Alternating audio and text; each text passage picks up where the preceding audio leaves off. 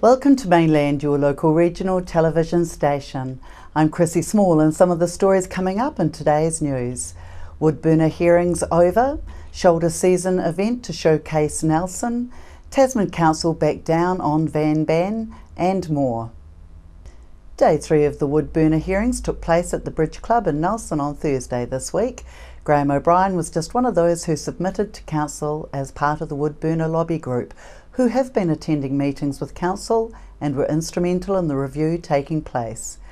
We caught some of the submissions made. Cool. So the Parliamentary Commissioner for the Environment comment that I want to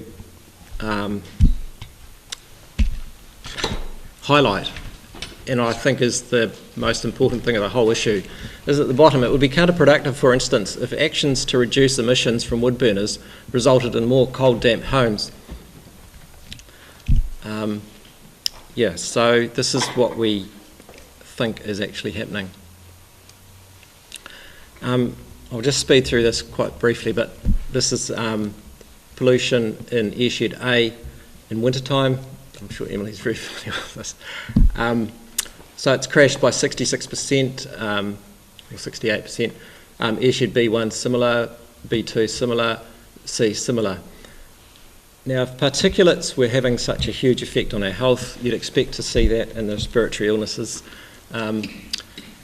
decreasing, and we've probably seen this graph before too, but this is the DHB's graph, but they didn't put a trend line on there, and I think that's really important. They said that the hospital admissions for respiratory illnesses had increased a little, but it's not a little, it's 25% over the same time period that we've had particulate emissions reduced by 66%. So you can see here on the left-hand side, it's admissions per 100,000 people, so it's population increase corrected. And I'm not sure whether they pointed this out to you, but there's the blue line is the admission rate, which seasonally goes up and down, and the dashed line is the mean temperature, which seasonally goes up and down the inverse. Just reading it without any issues looking at particulates, you would say, oh, well, it's obviously the cold home, so in the cold weather there's more admissions. But the issue is that it's going up when the particulates have come down. The health benefits of having a wood burner, I believe, are more than just the fact that it airs the house, creates good even heat, and at a greater degree, as Peter has said, than heat pumps and other forms of electric heaters do. But there's a certain amount of exercise gained in getting the wood by a lot of people because they get it for nothing. They split it, they stack it, and they put it in the house instead of sitting there just flicking a switch and eating another packet of chips. And I don't think that's helping the health of the nation either. I feel that I'm stepping into a bit of a minefield here, bearing in mind what I have seen and heard since I've been here, and also with the amount of stuff that I've read on submissions. And because I'm going to address an area which I don't think has been fully addressed, and that is the emotional content, such as was demonstrated by the woman who just walked out. What do you think she is going to do to resolve her situation? Is she going to abide by council decrees? No, she's not. She's going to do what she wants to do, as I will if my heat pump fails me in the winter and I, in Airshed 1, have no recourse to a wood burner because I'm not allowed to have one by the council, and I'm not allowed to have one for a few years until things have improved somewhat. My wife and I'm in my mid-70s, my wife's in her early 70s, and we just don't have that time to wait for things to improve over the next few years. We get cold in the winter. The heat pump, it was good. It cost $3,000. It was put in 2001. It's still healthy 15 years later, although the manufacturers say they're only designed to last about 7 years. And at $3,000 for every 7 years, we can't afford that. And that woman who just walked out could even less afford that. So what are we going to do? We're going to do the sorts of things that the council gets into trouble with. They can't force, for example, Hone Maheki to do what you want him to do. He still does what he wants to do anyway. And he's not threatened by going to prison. I am threatened by going to prison, but at the same time, I will do what I want to do. I have only recourse to an open fire if my heat pump fails. What the hell else can I do? And I'm not going to sit there in cold saying, oh no, I'm not allowed to do this because the council won't let me. Too bad. Nelson is the biggest fishing port in Australasia and is home base to 3 of New Zealand's largest seafood companies. And now a new event to showcase some of the best our region has to offer is about to kick off in September with Snapperfest. The event is promising to not only supply something for the palate, but is also planning on serving up some great sounds. I spoke to Trafalgar Promotions events manager Ali Cook in our studio this week to find out more. Ali Cook, another hat on today, events manager. Yes, indeed, for Trafalgar Events Limited. Yes, now tell us about this new event that's coming to Nelson and the purpose behind it happening here. Okay, so the new event is called Snapperfest, and it's a 2-part event. Basically, we've got Snapper Rock, which is on the Friday night, which is a rock concert at Trafalgar Centre with Australian legends Mental as Anything, best known for songs like If You Leave Me, Can I Come Too, Live It Up, which were big hits in New Zealand in the 80s. Then also the Dinosaurs, which have the lead singer, which are a mix-up band from Sydney of members of the Angels, AC/DC, Hush, and led out by the lead singer of the Choir Boys, Mark Gable, who is famous for writing Run to Paradise, which is the Choir Boys' big anthem song. And Angry Anderson, who's basically a legend in rock in Australia. So those guys are coming out, and then we've got a local band that's going to open for them. That's the Friday night element. The Saturday is an all-day seafood, eat all you want on one price ticket, much like some of the other festivals that run up north. So it's the first time it's been done in Nelson. And that's got 7 hours of entertainment of local bands with Annie Crummer with her trio doing a very intimate performance at the end of the day. And basically there's going to be seafood that's cooked by Brett McGregor, Right. who is the MasterChef winner, our original New Zealand MasterChef winner, who's got his own television show now on TV, and he's coming to design the menu of the day that we will mass produce and feed to people all day, and you'll just be able to wander around and eat, basically. Right. And so it's a festival over 2 days, and our original intent was to have it at Trafalgar Centre, all of it, but of course Trafalgar Centre won't be ready in time for us, although the first element will be okay for the Trafalgar Centre and the main venue, but the Northern End extension won't be finished in time. So for this year we're going to run that at Founders, so it's Trafalgar Centre Friday night, Founders Saturday. And so really it's about building a shoulder season event for Nelson, which is something that we've sorely missed since WOW left, and it's about bringing people into Nelson for Trafalgar events. And so I've been hired by them to be their event manager and look to do that. My first work was on the recent Warriors match for them, and for example, I was just chatting to someone that we brought in over 1,700 people from Canterbury to that game, so which tells me that people from Christchurch are willing to travel here for events, and we had actually people from all over New Zealand. And so the idea is to bring events here that are not normally the sort of events that we would see in Nelson, to make them one-off, that they're the only event in New Zealand that have that element, whatever it may be. And with ours, those bands on the Friday night are only coming to play Nelson. So people who are fans of those artists and those bands Will come, we hope. Okay. And bring people into town. That's So- the idea. So basically you're going to try and fill the gap to a certain extent that WOW has left for the city.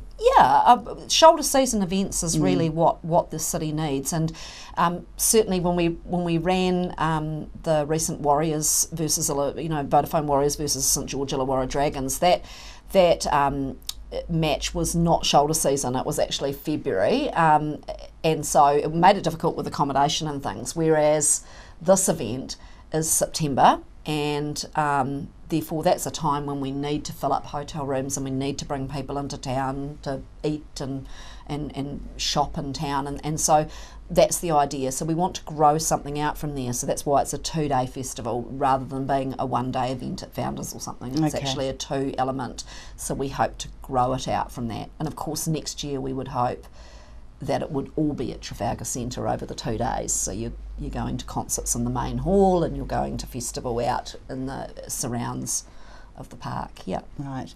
So who's behind Trafalgar Events? So Trafalgar Events is Aldo Miccio, our ex-mayor of Nelson, and Barry Galbraith, who's a very well-known businessman in the region, also responsible for Victory Boxing, involved in that.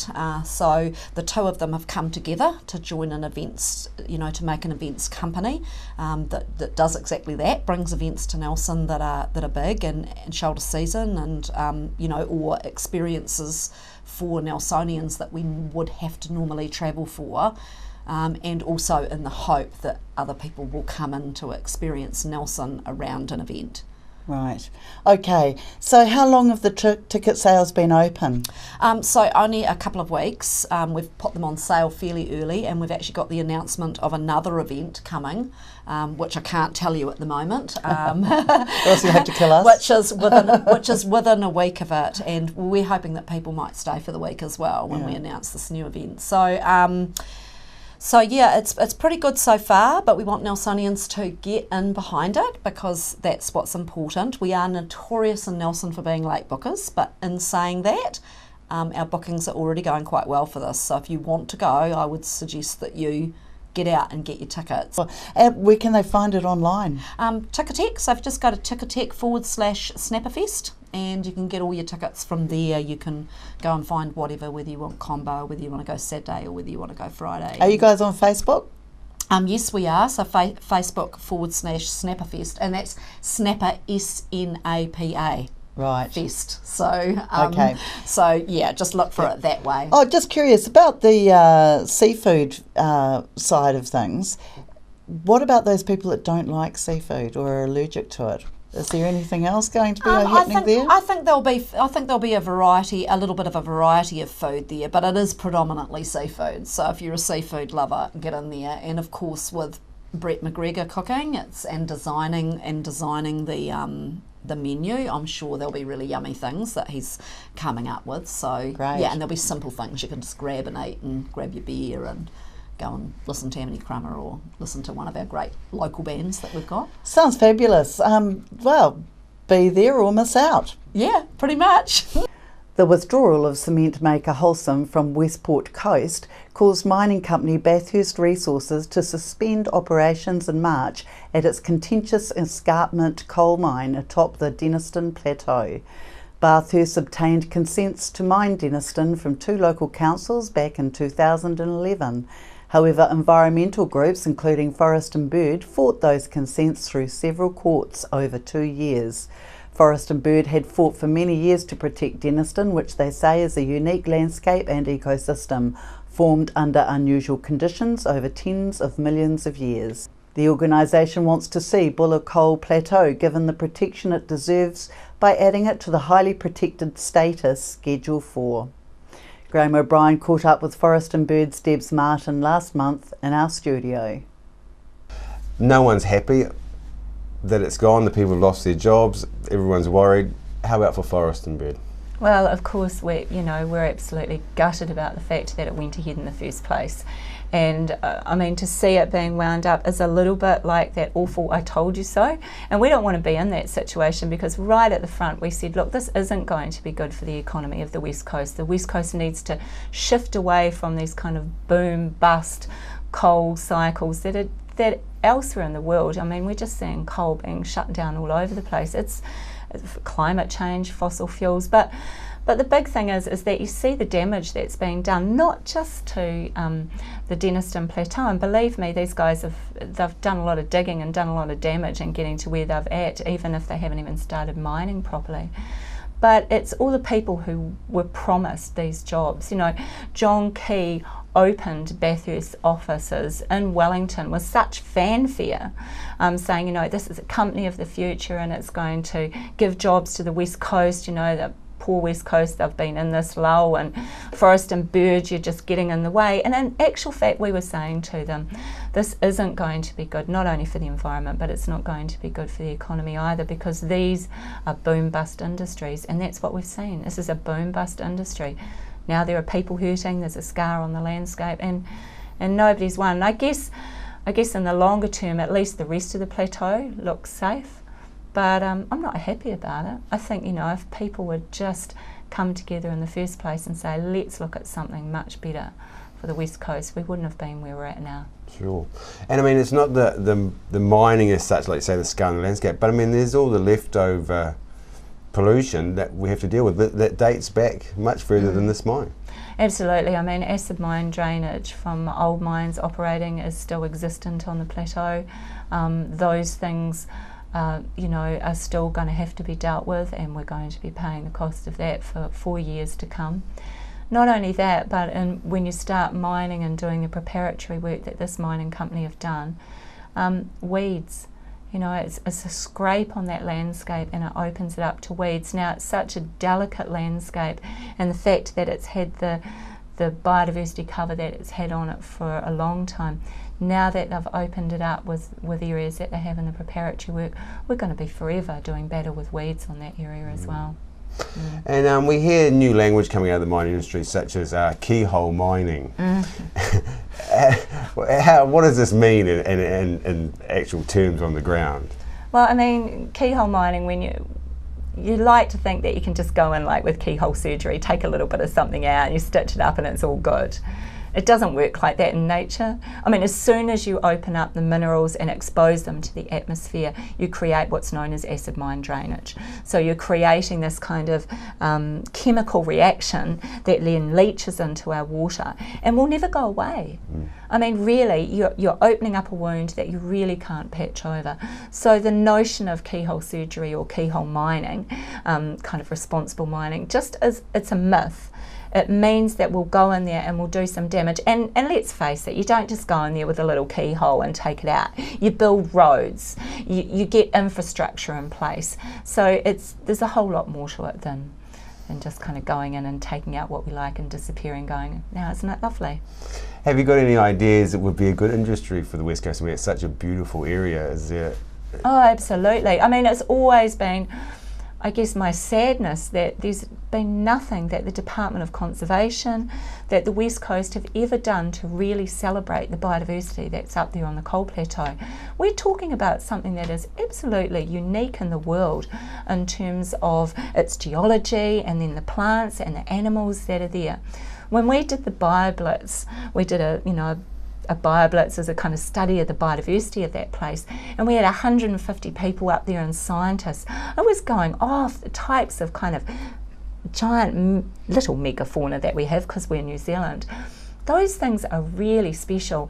And in terms of landscapes, I mean, the photography, the kinds of things that you can take up there up on the Denniston Plateau, it's beautiful, it's stunning, and there's much more we could do in terms of really upping our kind of appreciation of the West Coast and those things that we can do to bring people there.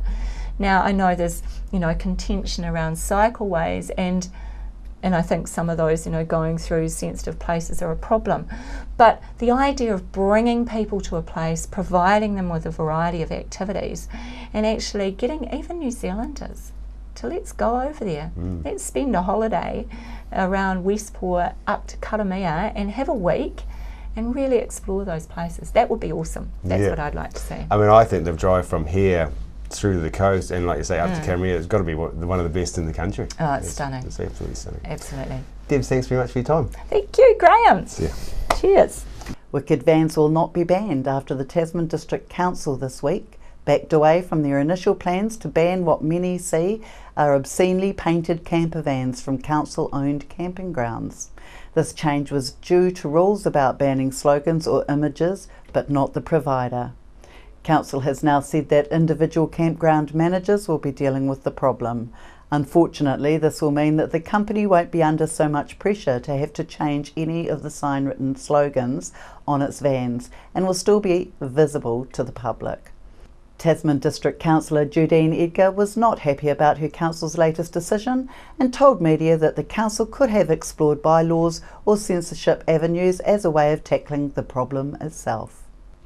Flak over the Tasman Makos' new branding has had the Tasman Rugby Union digging in their heels over the new change. Social media sites have given a forum to dissenters who have included former Mako players who have also made comments against the new design in preference to the old shark logo. The new logo is an M inside a rugby ball shape made up of two fins moving forward, and the catchphrase "fins up" has since become a salute among both fans and current players. The angst over the new logo hasn't stopped Nelson rugby teams from performing well on the field, as our Nelson teams have won all 6 crossover fixtures in round 2 of the NPD Tasman Trophy. However, Makos head coach Leon McDonald has seen signs that the Marlborough teams are not too far off the pace and are hungry for success. According to Leon, all teams are competitive for much of the matches. However, it is in bench strength that the Nelson clubs currently have the edge over the closing stages. McDonald said he's working hard with local coaches to help them try and address this. After the break, we'll bring you the latest weather update and some events and happenings coming up from around the region. We're the team at JCar, right here in Nelson, 120 Hardy Street. Our shop is full of electronic items, including security alarm systems, electronic components, solar and power, electronics toys,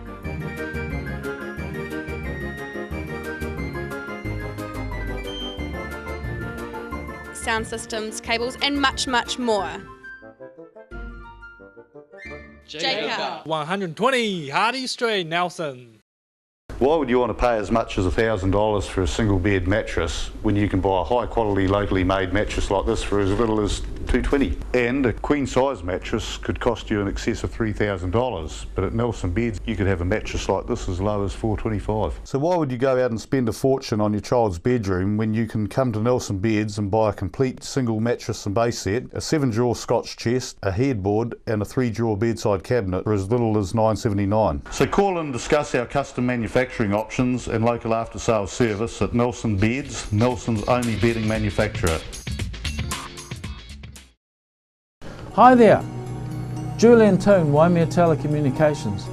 We install and maintain domestic and commercial satellite TV, UHF Freeview and Mainland TV installations in the Nelson, Tasman regions.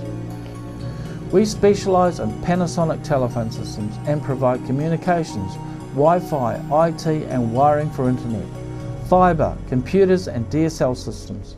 At Waimea Telecommunications, we also provide specialist electronic systems for features such as a security camera you can watch on your TV, visitor alert systems and much more. Improve your security and communication and entertainment today. Call us on Waimea Telecommunications on 021 472297. ytel.co.nz. Are you tired of endless reality shows? Would you prefer to watch captivating documentaries? They have swallowed cars.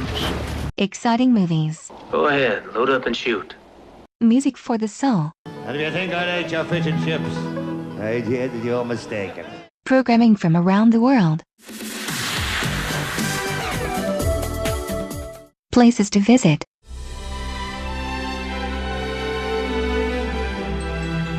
Local news and views. I'm Graham O'Brien and today's bulletin. Do you want to change the flag? No, I don't want to change the flag.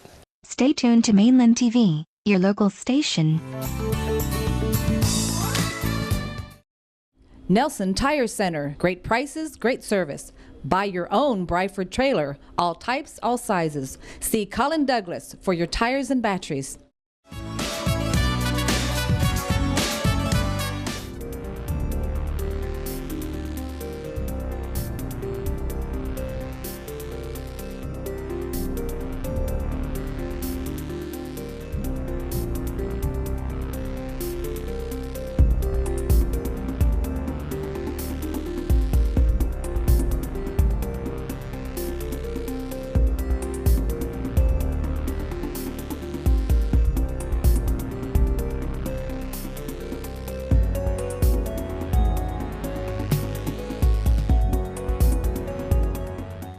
Trans-Pacific Partnership Roadshow is coming to Nelson on Wednesday the 11th of May at Founders Park at 9 a.m. until 12:25 p.m. Registration is required to be able to attend on the link provided. On behalf of the team here at Mainland Television News, thank you for joining us, and we'll bring you the latest news and events from around the region again tomorrow.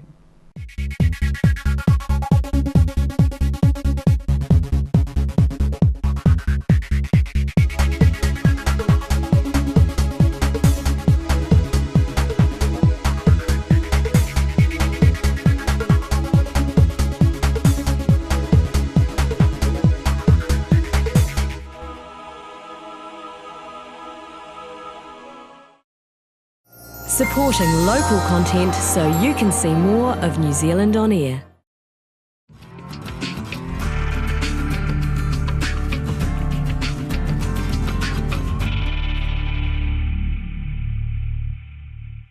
Hi there, Julian Toon, Waimea Telecommunications.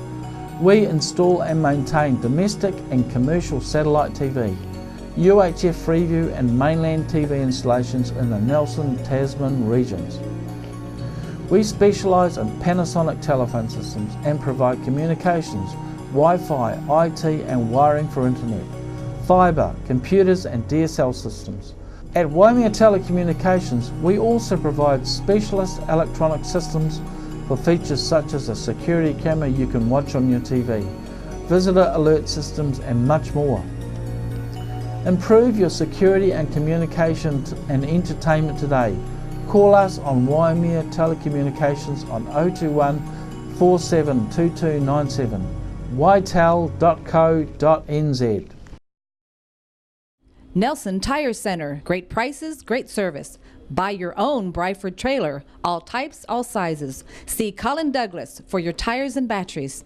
Are you looking for a scooter, walker, wheelchair, baby seats or pushchairs? Then come in and see the Nelson Region Specialist at Mobility for You, 269 Queen Street, Richmond, opposite the library. We have a huge selection of scooters, walkers, wheelchairs and accessories, along with a free booklet guide. We also provide a breakdown service if you ever get a puncture or a flat battery.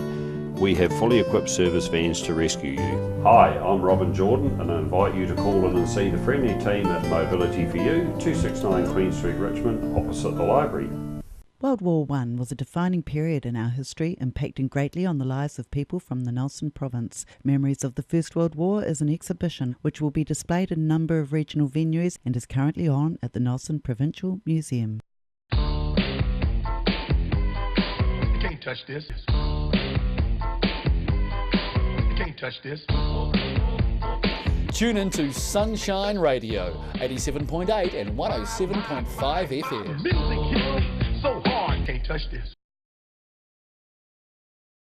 Why would you want to pay as much as $1,000 for a single bed mattress when you can buy a high quality locally made mattress like this for as little as $220? And a queen size mattress could cost you in excess of $3,000, but at Nelson Beds you could have a mattress like this as low as $425. So why would you go out and spend a fortune on your child's bedroom when you can come to Nelson Beds and buy a complete single mattress and base set, a 7-drawer Scotch chest, a headboard and a 3-drawer bedside cabinet for as little as $979? So call and discuss our custom manufacturing options and local after sales service at Nelson Beds, Nelson's only bedding manufacturer. Are you tired of endless reality shows? Would you prefer to watch captivating documentaries, They have swallowed cars. exciting movies, Go ahead, load up and shoot. music for the soul, And if you think I'd eat your fish and chips, I did, you're mistaken. programming from around the world, places to visit,